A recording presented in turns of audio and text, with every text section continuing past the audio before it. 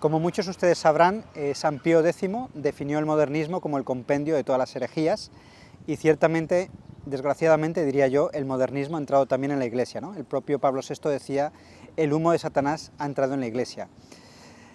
Y a partir del concilio ha habido mucha relajación, por una mala interpretación del concilio, en muchas órdenes religiosas. Fue clave también que muchos sacerdotes se quitasen la sotana, que vistiesen como laicos, como seglares. Eso contribuyó a desacralizar mucho la Iglesia. También las órdenes religiosas se han relajado, se han dejado llevar por el espíritu del mundo, no han sido tan fieles a su fundador, ¿no? Pensemos en los jesuitas de San Ignacio de Loyola, jesuitas de sotana, jesuitas que hacían mucha oración, mucha penitencia.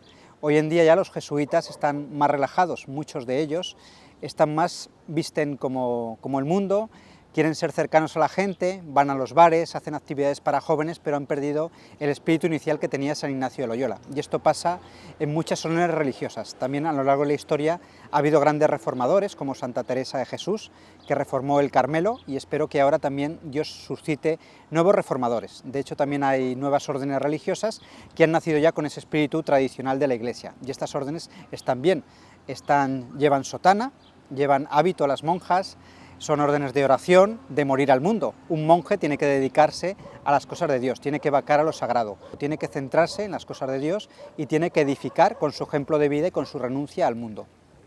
Al hilo de lo que me pregunta, le podría decir que sí, ¿no? Santo Tomás de Aquino explica en la Suma Teológica que si un fiel con rectitud de intención tiene alguna duda sobre lo que enseñan los pastores, tiene derecho a cuestionárselo, ¿no? Realmente estamos viviendo tiempos de mucha confusión en la Iglesia, obispos que rozan la heterodoxia en muchos casos, que dicen cosas contrarias al magisterio de la Iglesia. Entonces los fieles católicos tenemos el deber de seguir antes la verdad que a estos pastores que andan errados. Entonces en ese sentido es lícito pues defender la tradición de la Iglesia, ¿no?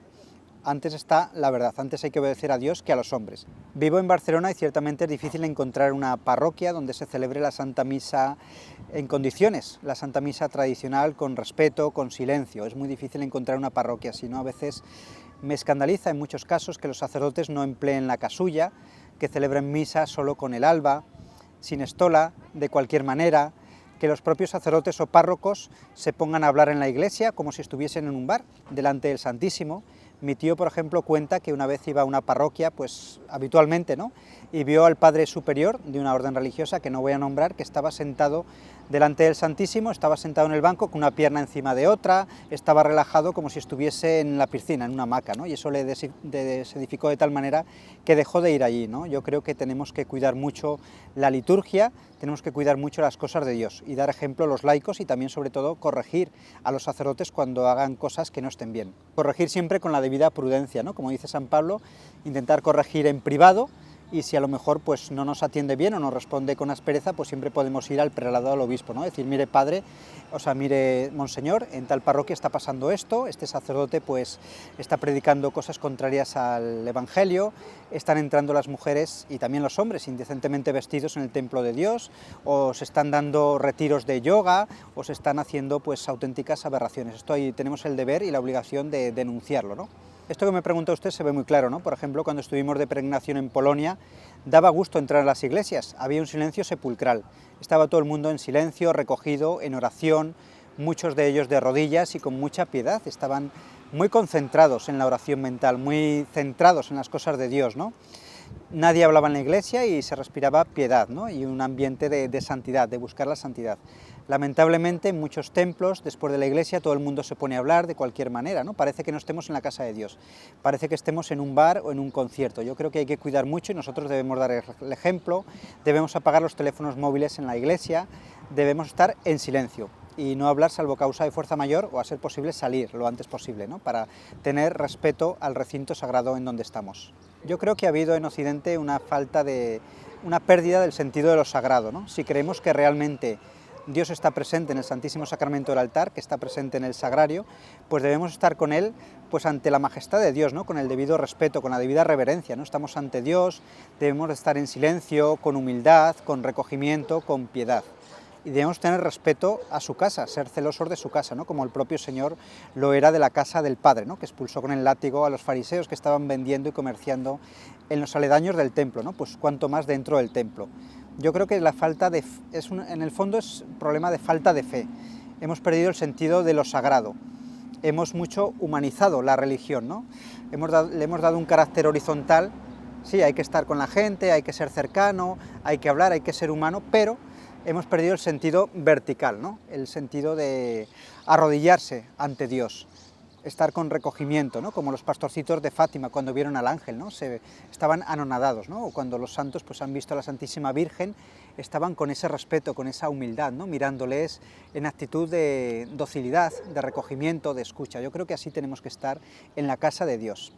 No podemos estar en la iglesia como estamos en un bar. Evidentemente, en muchos seminarios se dan autores muy heterodoxos que rozan o caen en herejía, ¿no? En el Seminario de Barcelona, por ejemplo, se estudian autores muy heterodoxos como Hans Küng, como Pagoda. Entonces yo creo que esto es muy grave, ¿no? Siempre los seminarios tendrían que dar una enseñanza tradicional, tenían que formar a los seminaristas con Santo Tomás de Aquino, con los padres de la Iglesia, con los doctores de la Iglesia y seguir fielmente el magisterio, porque dicen auténticas herejías, no están con el sentir de la Iglesia, ¿no? Muchos de ellos dudan de la divinidad de Cristo. Entonces, ¿cómo puedo yo hacer caso a un profesor que duda de la divinidad de Cristo, o duda de los milagros de Jesús, duda de la presencia real de Cristo en la forma, ¿no? En la sagrada forma? Entonces, yo no puedo hacer caso a un hereje, no me va a formar, me va a deformar, esto es evidente. Que los laicos, los seglares en la Iglesia, estudiemos debidamente el catecismo, leamos vidas de santos y leamos libros que tengan la aprobación eclesiástica, que tengan el imprimatur, ¿no? Como antiguamente, ¿no? Hoy en día cualquier libro lo venden en las librerías católicas, tenemos que leer los libros buenos, los libros rectos, tener una buena formación católica, recta, según lo ha enseñado siempre la Iglesia, ¿no? Tenemos que tener muy claros cuáles son los mandamientos de la ley de Dios, los frutos del Espíritu Santo, los dones, los sacramentos. Tenemos que tener una formación católica sólida para poder hacer frente a las herejías, para poder combatir el modernismo. Yo creo que tenemos que tener una buena formación, una formación recta, y tenemos que velar no por tener nosotros una buena formación, sino que los sacerdotes también den luz, sean buenos pastores, y yo creo que debemos ayudarles. Los medios de comunicación tienen que estar al servicio de la verdad de la Iglesia. Esta pequeña plataforma audiovisual defiende la tradición de la Iglesia, defiende la cristiandad. Se define cristiandad en el momento que el cristianismo impregna el orden temporal, ¿no? Tiene que haber políticos católicos, tiene que haber abogados católicos, médicos católicos, que el catolicismo, el reinado social de Cristo esté presente en toda la sociedad. Ahí entonces no hablamos de cristianismo, sino de cristiandad. Y tenemos que luchar a través de los medios de comunicación por recuperar la cristiandad, para que Cristo vuelva a reinar no solo en los corazones, sino también en toda la sociedad.